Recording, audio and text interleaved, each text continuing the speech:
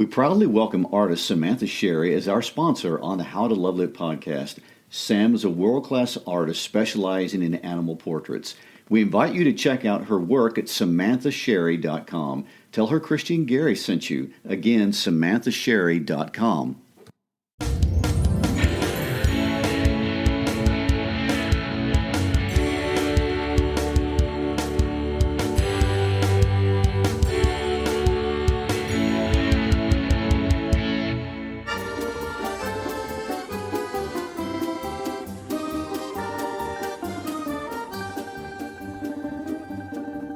Hi, I'm Christy Shriver. And I'm Garry Shriver, and this is the How to Love Lit podcast. So today we start a new book. We start another political tale.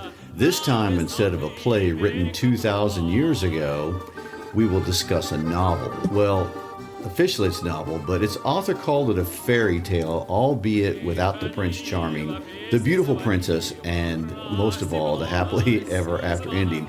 I'm not sure how it's a fairy tale at all, actually. That's true.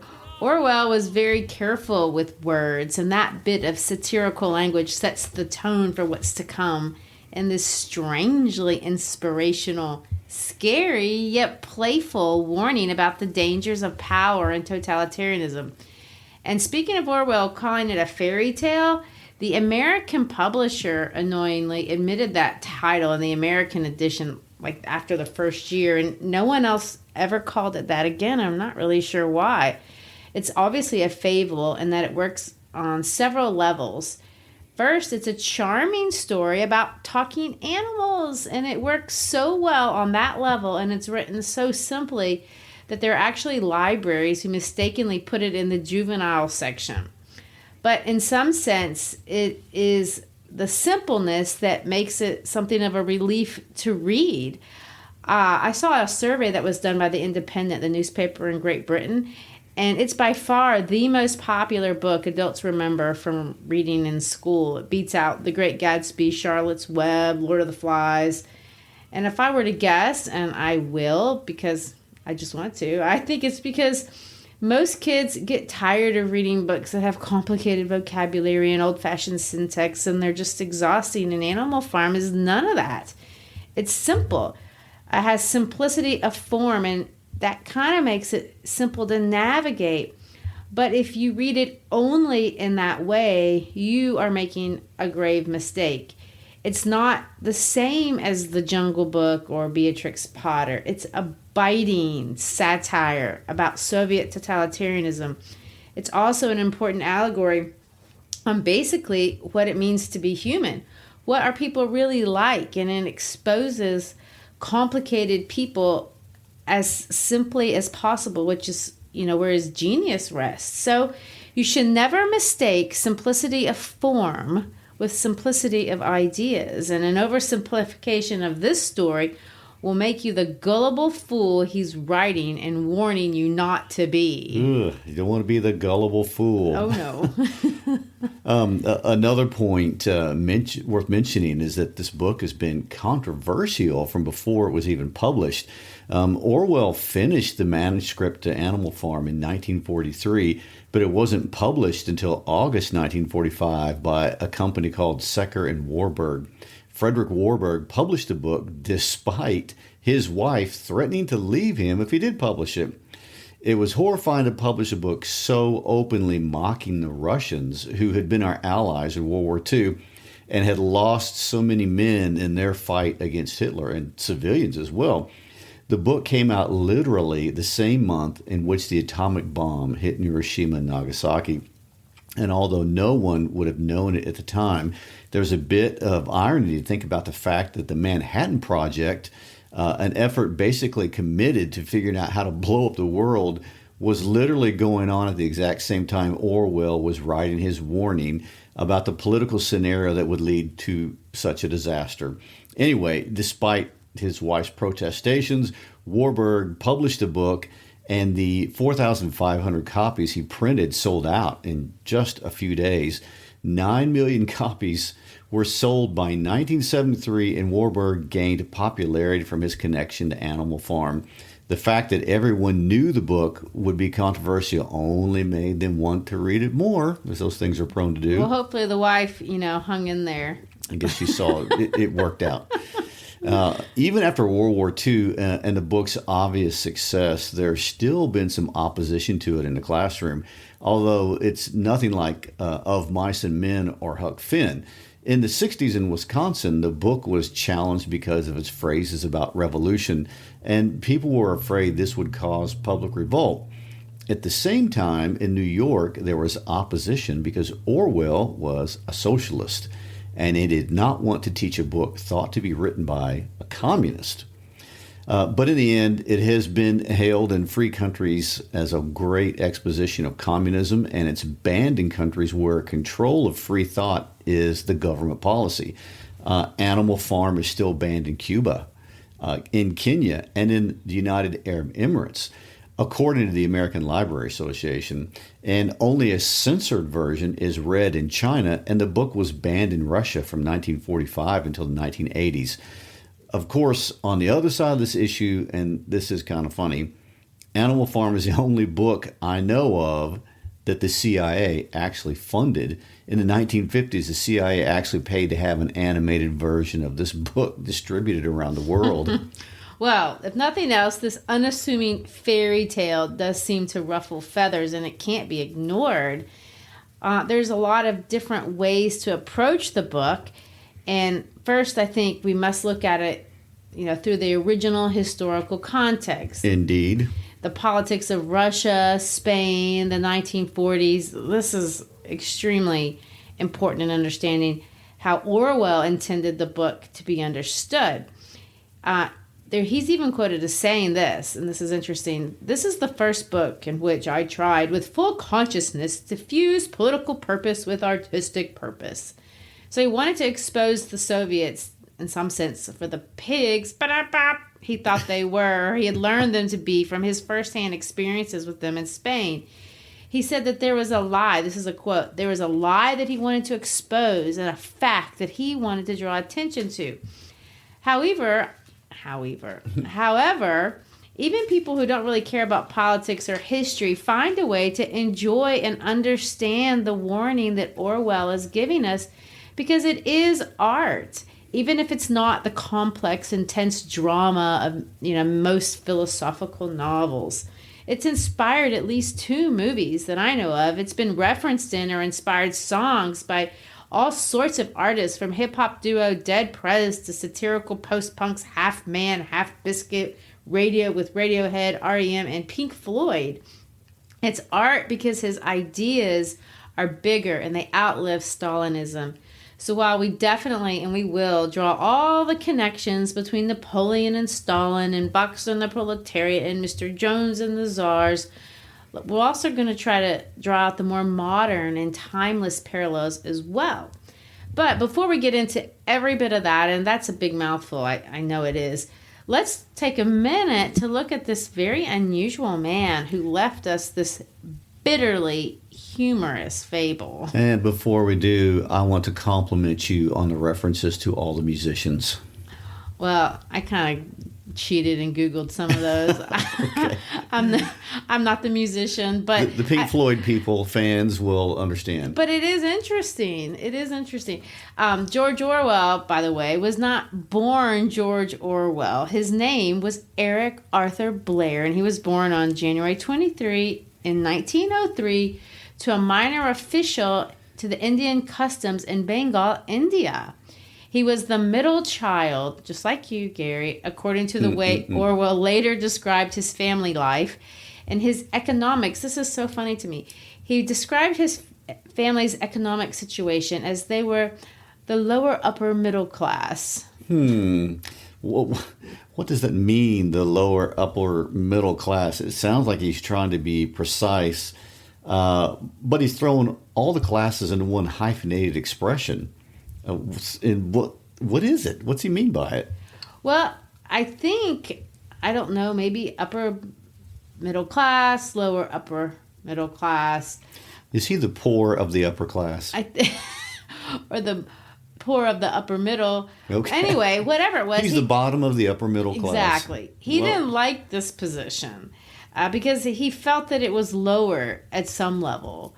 And I guess that is an interesting designation that perhaps 21st century Americans, we can't really identify with the class system, the British class system, because we have nothing that closely parallels this at all. We don't have barons or marquises or counts or dukes or lords or anything the way that the British have become accustomed, and the way that this kind of influenced George Orwell, or Eric Blair, if you call him that, by his real name. It made him feel certain ways about himself and about his place in the world around him. So in some sense, what he's trying to say, and this is my interpretation, he wants to own the fact that in some sense he's had a financially privileged upbringing compared to people around the world, and he can't deny that that's a part of who he is. But he also wants to claim that this privilege was not the sort of privilege one could really enjoy, like a spoiled rich kid or a Downton Abbey character. Something like this, and this is how I interpret it. His parents are rich enough to be able to struggle enough so that he can afford to go to perhaps a fancy prep school, which he did, and that is a huge privilege. But when he got to the fancy prep school, he's the scholarship kid. So his father is in India. His mother has to leave India to bring him back to England. He's a divided family, and that's not a privilege. But he's attending a nice school, so that is a privilege. He's in with a lot of rich kids, that's a privilege, but he's not a rich kid. He's not one of them, so that's a not privilege. Does that make sense?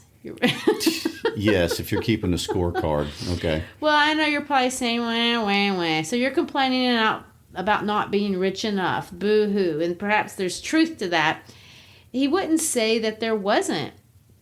But there is some legitimacy, and I feel sorry for him when I read about what he said about himself. And this is what he says. He describes himself like this. I had no money. I was weak. I was ugly. I was unpopular. I had a chronic cold. I was cowardly. I smelt. To me, this is horrible. And of course, every kid sees themselves through their own faults. Adults do that too. But what I find interesting about this description, and those are a lot of bad things, but money is the one that tops the list. And this is a bit ironic. If you're sitting at Eton or any other expensive finishing school, this is not a regular middle-class kid problem. Middle-class kids have money problems because they want a car and they have to pay for the insurance themselves, or they want designer clothes and their parents can't afford it. But everyone is kind of struggling, and they're making choices like that. And it's money isn't necessarily how they distinguish themselves or characterize themselves as different from other people around them. If you're in a blue-collar school like the one I teach at, and one kid wants to brag about himself and saying he has a little bit more of this or a little bit nicer car, some other kid is going to say, well, you're still here at Bartlett High, so you're one of us. I think what Eric Blair was saying, that he didn't feel like he was ever one of us when he was attending these fancy British schools, and in the British class system, honestly, he really wasn't. He wasn't, and having been born and raised in India, away from it, and then injected into the most stratified part of English society through Eton, yes, I can see where his animosity towards the class struggle begins to develop, which will eventually lead to his socialism. And as far as academics go, he wasn't the underperformer he claimed to be. By age 13, he was chosen to receive not one, but two scholarships. One was the prestigious King's Scholarship to what is arguably the most prestigious and famous high school on planet Earth, Eton, the boarding school that has educated Prince Harry and Prince William and Boris Johnson, just to name a few of its alumni that are influential today. It's a nice opportunity, and although I don't feel tremendous amounts of sympathy for him, I do acknowledge that it did make him really aware of this idea of haves and have-nots and the arbitrary and sometimes unfair rules of the universe used to determine one from the other. Well, as an adult writing about these teenage experiences, Orwell said that he didn't exactly make the most of his time at Eton. He didn't even finish. We've seen that a lot. Yeah, he slacked there. That's his words, not mine. And he left in December of 1921, only after about 3 years and change, to take the entrance exam to join the Indian Imperial Police. And he was he was accepted into the Burma division. So, just like his father before him, there he goes, back east, where he's going to live in Burma for 5 years. And what we know about his experiences in there, although not a lot, come from a couple of essays, Shooting an Elephant being one of my favorites, and this book titled Burmese Days that was published in 1934 in New York. Basically, what we can gather from these books and why this even matters when we talk about Animal Farm is this. Orwell was absolutely revolted about what he saw from being a member of the colonial class. He felt that how he was enforcing the law in Burma was just not fair, and what he was doing, by definition, was cruel. He thought to inflict colonial rule upon a separate people was oppressive, and even though he did what he was supposed to do, he felt a lot of guilt about the injustices that he was doing, or colonialism was perpetuating on massive amount of undeserving people. So in a sense, as a child, he feels like he's on the oppressed side of things, and he didn't like that. But when he grew up, he became a member of the oppressor side, and he didn't like that either. So he leaves Burma in 1927, and in an article in this that he calls How I Became a Socialist, he says this: I was already half determined to throw up the job, and one snuff of English air decided me. I was not going back to be part of that evil despotism. Despotism? Thank you. I thought that was the word you were going for. It was. So, interestingly enough, his response to all that inner turmoil really does depict a man who's trying to sort out the right way honest men should live in a relationship to each other. And it's in that spirit that his interest in socialism and communism was born. And so he takes another step in figuring out the political answer. And I guess in some sort of admission that he really had lived a privileged life, he went to live on the streets of Paris and in London mainly as a homeless person. Although there were periods where he got jobs as a dishwasher or tutor or other odds and end types of things, it seems he wanted to experience life as poorly as it could be possibly lived. And for a man whose health had already been wrecked by life in Burma, that was not really a good choice. No, it wasn't. But the end result professionally wasn't all bad. He walks away from his homeless days with a book called Down and Out in Paris and London. And really, maybe it was worth the starvation he subjected himself to, because even though it didn't really sell well, who wants to read that? It was well received by critics, and it's going to kind of set him on his little literary journey to where he's going to get some sort of respectability and find his, place in the world, so to speak. I will say, after that, he finally decides to settle down. He's going to buy a cottage, but more importantly, he's going to find true love in the woman. And saying her last name is a struggle for me. Eileen O'Shaughnessy. O'Shaughnessy. Yeah. You got to practice your Irish names. Indeed. there. But even though that was true, Orwell was not going to stay settled for very long, and world events are going to take over. The Spanish Civil War was going on, and Orwell and his wife wanted to get in the mix. It was his experiences in the Spanish Civil War that were really going to define his political views. He was a Republican volunteer against Franco, but Orwell was present in Barcelona when the Soviet-sponsored hit squads were taking down the Trotsky Marxist Workers' Party militia where he was assigned. So there's a lot of moving political parts going on right here. So to put this another way, Franco was supposed to be the bad guy because Franco was a fascist dictator, kind of like Mussolini and Hitler. The communists were supposed to be fighting that. But Orwell saw that they had their own agenda, actually, in spite of what they said they were doing. And in all of this, Orwell got shot in his throat.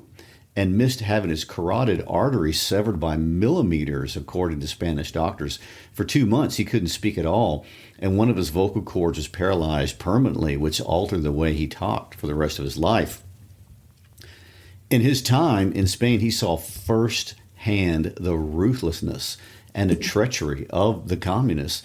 He had been so concerned up to this point in his life with class and money, but this war told a very different story. Things were more complicated than he understood. He had really thought that his dream of building a world where his 3 core values of liberty, equality, and fraternity — isn't that French, by the way? It is. Those core values would have a chance to flourish, and they would find a home with the Russians. And in Spain, he saw the painful truth about the Russians specifically, but really about all humans, that he's going to illustrate in Animal Farm. He begins to understand that people will most certainly betray each other over power.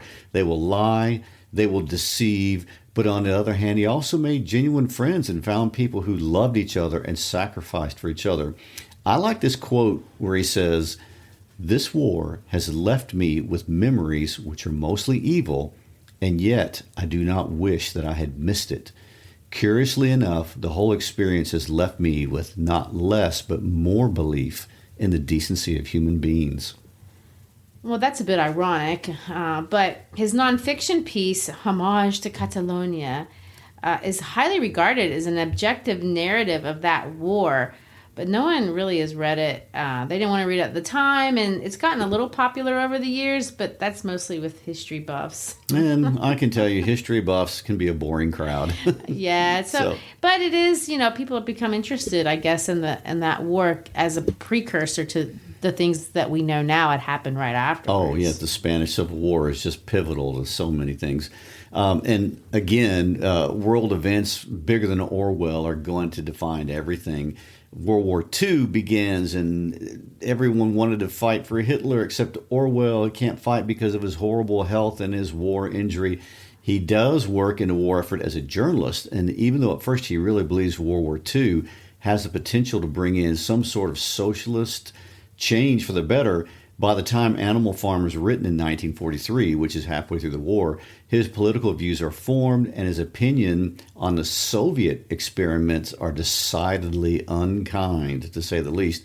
One fun fact is that, a little ironic, is that he finished writing a book in 1943 in London while bombs were falling on that town, and in fact, one bomb even damaged the manuscript of the book because it fell on the street where Orwell and his wife were living. Oh, my. Well, this is where I think we really have to camp out because this gets really confusing for people who didn't live through the 20th century. Here is a young man, a good man, an idealistic man. He seems to really have a strong sense of fairness from his earliest days, and he seemed to observe hierarchies and how unfair they can be, and he wants the world to be a place where good people are rewarded and respected and bad people are held in check. True, very idealistic. And one of the things we always like to do when we talk about a new book, we do have to talk about the author's world, because authors don't write out of nothing. They write out of all these experiences. And George Orwell is unique in that he has such a huge, colossal, swirling number of influences that were really engulfing the world. And so he's like a microcosm of the whole world being swept up during this time period. And living through the 20th century is going to challenge the idea that a world that he wants is even possible. So let's look at what's going on. First, we have all these isms. Okay? There are a lot of isms. You need a scorecard for all the isms. Starting from the very first one, he starts off in a world of colonialism. So tell us about that. Well, colonialism is a byproduct of the 19th century, where many nations in Europe were becoming industrially powerful. And when they became industrially powerful, they became wealthy. When they became wealthy, they increased the size of their militaries.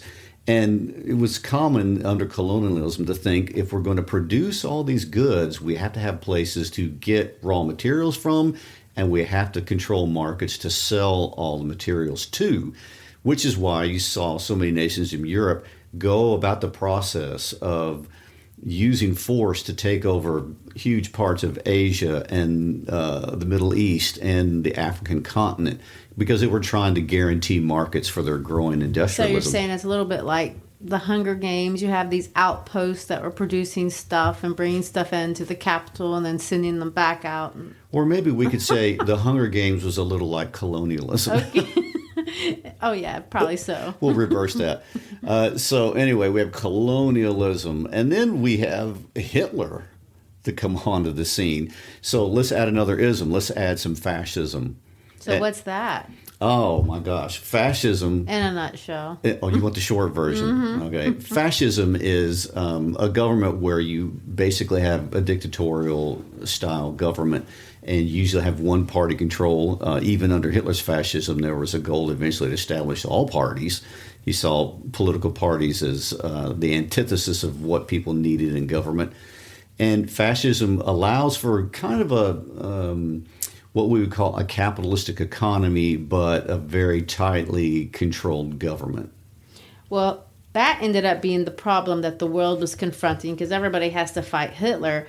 But he doesn't really talk about Hitler Animal Farm. We're going to, of course, he talks about learning these experiences or learning about Stalinism from his time in Franco. But this is more about the Russian experiment. But before we get to Russia, what about Franco? Okay, well, so right before World War II breaks out, we have the Civil War in Spain. The Civil War in Spain is going to be primarily between two groups. You're going to have the nationalist group, which is Franco, and the nationalists are made up of the upper class and the conservatives and the traditional religionists. And Franco is going to basically have the support of Germany and Italy. And I do want to point out that Spain will become a practice ground for the German military for all their new technology that they were developing. World War I had been trench warfare and was very stagnant. World War II was going to be very fast and very lightning paced, hence the term blitzkrieg. A lot of those military tactics are worked out in battlefields in Spain. And then you had the side that Orwell supported, which were the Republicans, which were a combination of communists and workers and left-leaning groups and anarchists, and they were being supported a little bit more covertly by the Soviet Union. So the idea is Orwell and his idealism wants to go over there and fight the big man, and the big men are the haves, and he's on team have-not, and he thinks the Russians are team have-not, but when he gets in the mix with the Russians, he's going to see maybe there is no such animal. Oh my gosh. Well, let me confuse everybody with all the isms. So we have a man who believes in socialism, who's against colonialism, who's involved in a civil war between fascism and communism. Got all the isms? Got him. There's a lot. Well, to me, the common thread that Orwell seems to have connected between all these things is that, in the end, tyrants just emerge. There exists people in the world who want to rule, dominate, and oppress other people, and this is a much bigger problem than economics can solve, socialism versus capitalism. It's a deep problem. It's a problem of human nature. And another thing that I think you probably noticed, because it comes out in the book, is that the tool to manipulate is language, and language is used to deceive. Of course, in 1839, the English author Edward Bulwer Lytton says, "The pen is mightier than the sword," and that's, of course, almost a cliche. Oh, even Frederick Douglass clearly demonstrated that. The words create reality. Right. And Orwell is going to kind of take that much farther than any of these other men before him had before, because it can be true in a good way, like what Frederick Douglass did, and raising awareness and making people rise up, or in the way that Winston Churchill did by motivating the British to stand strong against Hitler, or maybe even how football coaches use words to inspire players to win championships. But Orwell is going to really focus on how it was used or can be used in evil ways, how people can take the language of brotherhood and camaraderie and justice and equality and fraternity and use these same words, twist their meanings to deceive gullible people into giving up control of their lives. And this can all be done very nicely at first, but as soon as they get that noose around your neck, words are gone. And he saw this in Barcelona, because eventually violence emerges and there is just no mercy. Orwell is going to tell us a story where there's a dream of a world that's fair and peaceful. The dream is fleshed out by an inspirational leader, but after his death, the ones in charge of carrying the dream are entrenched in corruption. And they realize that, whoo-hoo, I'm in charge of the storehouse, and they're going to keep them for themselves. What do you think? Well, I think Orwell sets in one of the most absolute interesting points in U.S. history. He's part of the previous century that was based on optimism and man's ability to perfect his world, and all the industrialization was creating all types of actually new positive things, and the world looked like it was going to spiral ever upward into progress.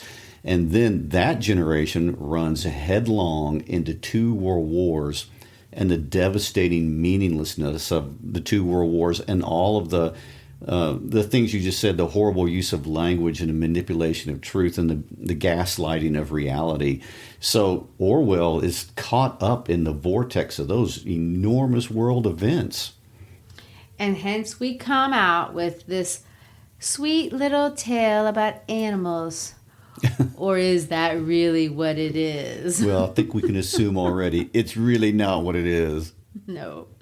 Well, that's probably enough about his background. Maybe we can get to what happens to him after the publication of Animal Farm in a different episode. But should we start the book? Yes, let's start the book. So, Christy, will you read for us the first few pages, as we usually do in every book? Of course, but I will say that this book, being a fairy tale, does not give away the theme so clearly as we would see it done in maybe The Scarlet Letter of Mice and Men or Lord of the Flies. What Orwell wants to do in the first few pages is catch us off guard. He's going to draw us into this beautifully deceptive, strange world of talking animals and lightheartedness. And I believe he does this because the power of the irony, of the bitterness of the deception, is going to hit us much stronger and in a more powerful way when we really figure out what's going on.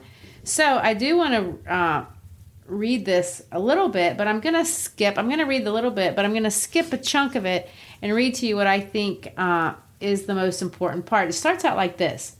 Mr. Jones of the Manor farm had locked the hen house for the night, but was too drunk to remember to shut the pop holes. With the ring of light from his lantern dancing from side to side, he lurched across the yard, kicked off his boots at the back door, drew himself a last glass of beer from the barrel in the scullery, and made his way up to bed, where Mrs. Jones was already snoring. So it opens up at the scene of a man in charge who's basically extremely irresponsible. He's not taking care of the people that he's in charge of or he's responsible for. And he references alcohol 3 times, not because this is a book about alcohol, because it's trying to show he's a very irresponsible person. So he goes away, and we're going to meet a whole bunch of characters and animals. We're going to meet Old Major, who's a prize middle white boar. We're going to meet 3 dogs, Bluebell, Jessie, and Pincher. And we're going to meet pigs and hens and pigeons and cows and sheep. And we're going to meet 2 cart horses, one named Boxer and one named Clover. And they're all going to come together. And there's a goat named Muriel and a donkey named Benjamin, if he's, of course, the worst-tempered one of them all. And they're going to all congregate. Oh, and there's Molly. Molly is a foolish, pretty mare, and she likes ribbons. And then there's the raven, that's Moses. And they're all going to congregate into this barn because Old Major has had a dream, and he wants to talk. And he's so wise, everyone has to listen to what he has to say. And he's going to say this. Comrades, you have heard already about the strange dream that I had last night, but I will come to the dream later. I have something else to say first. I do not think, comrades, that I shall be with you many months longer, and before I die, I feel it my duty to pass on to you such wisdom as I have acquired. I have had a long life, and I have had much time for thought as I lay alone in my stall, and I think I may say that I understand the nature of life on this earth as well as any animal now living, and it is about this that I wish to speak to you. Now, comrades, what is the nature of this life of ours? Let us face it. Our lives are miserable, laborious, and short. We're born, we're given just as much food as we keep the breath in our bodies, and those of us who are capable of it are forced to work to the last atom of our strength. And the very instant that our usefulness has come to an end, we are slaughtered with hideous cruelty. No animal in England knows the meaning of happiness or leisure after he's a year old. No animal in England is free. The life of an animal is misery and slavery. And that is the plain truth. Then, of course, he's going to talk more about the plain truth, but it comes down to this. There, comrades, is the answer to all of our problems. It's summed up in a single word. Man. Man is the only real enemy we have.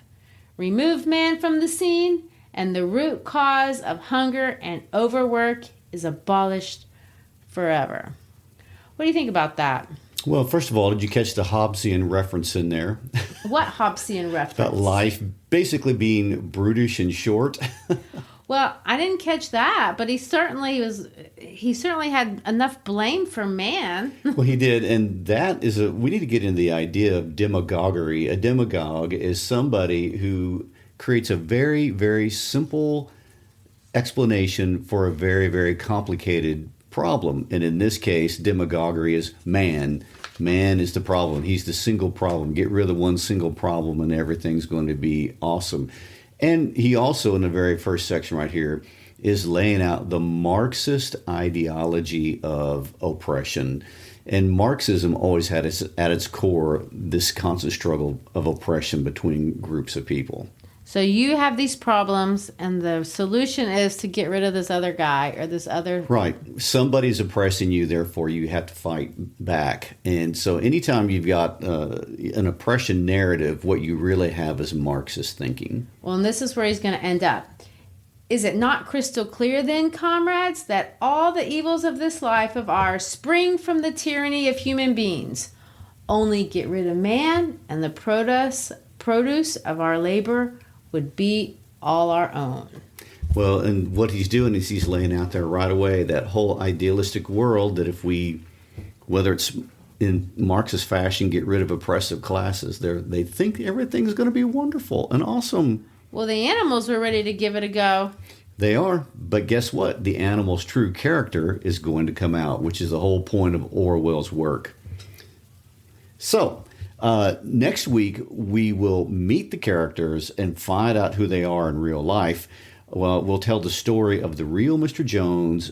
Who was this guy? Who is Old Major?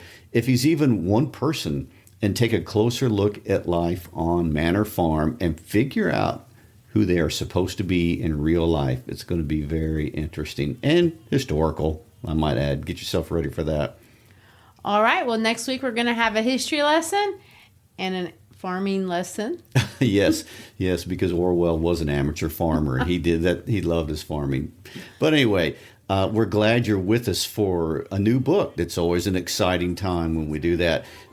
As we always like to say, you can keep up to date with us on our Facebook page, on our Instagram page. Also, even more importantly, our howtolovelitpodcast.com page. We have more information on all the books we talk about and all kind of great teaching materials. But we always like to encourage you to go tell your friends. Tell your friends about our podcast.